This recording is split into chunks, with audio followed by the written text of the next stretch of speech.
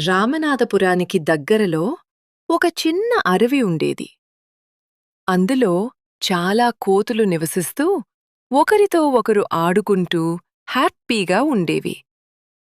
కాలక్రమేణా కోతుల సంఖ్య పెరిగి ఆహారం కొరత ఏర్పడటంతో అవి పక్కనే ఉన్న గ్రామాల్లోకి వెళ్లడం మొదలుపెట్టాయి.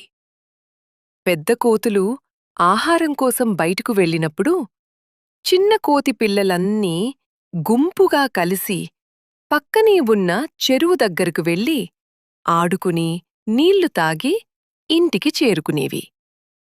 అయితే కొన్ని రోజులకు ఒక చిన్న కోతిపిల్ల గుంపుతో వెళ్లకుండా ఒంటరిగా చెరువుకు వెళ్లడం అలవాటు చేసుకుంది.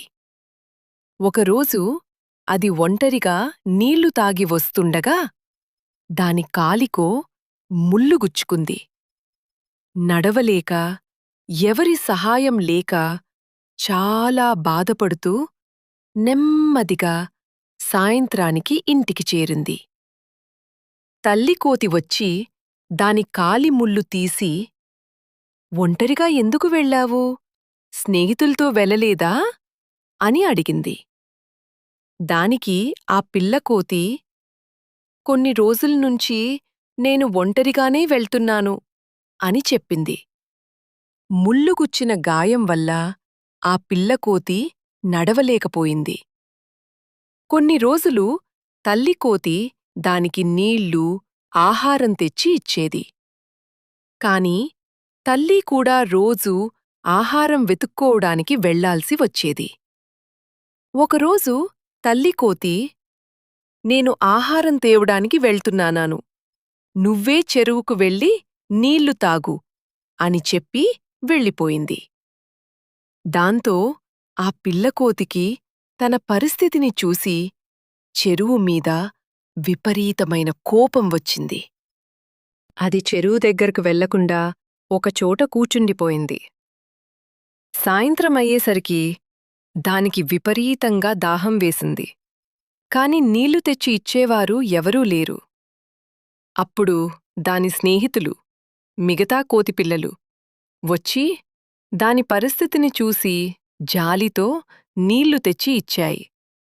నీళ్లు తాగిన తరువాత స్నేహితులు దానితో, "ఒక్కరోజు ముల్లు గుచ్చుకుందని ఇలా రోజూ కూర్చుంటే ఎలా? నీవు అజాగ్రత్తగా వెళ్లడం వల్లే ముల్లు గుచ్చుకుంది. చూసుకుంటూ జాగ్రత్తగా వెళ్తే ఇలా జరిగేది కాదు కదా. రేపటి నుండి మాతో కలిసిరా" అని గట్టిగా చెప్పి వెళ్ళాయి. మరుసటి రోజు ఆ పిల్లకోతి ఆలోచించింది, "రోజూ నాకు ఎవరు నీళ్లు తెచ్చిపెడతారు? అందుకే అందరితో కలిసి దారి జాగ్రత్తగా చూసుకుంటూ వెళ్ళాలి" అని నిర్ణయించుకుంది. ఆ తర్వాత తన స్నేహితులతో కలిసి చెరువుకు వెళ్ళి సంతోషంగా నీళ్లు తాగి క్షేమంగా ఇంటికి చేరింది. నీతి: మన తప్పుల వల్ల వచ్చే కష్టాలకి ఇతరులను లేదా వస్తువులను నిందించకూడదు. ఎప్పుడూ ఒంటరితనానికి పోకుండా స్నేహితులతో కలిసి జాగ్రత్తగా మెలగాలి.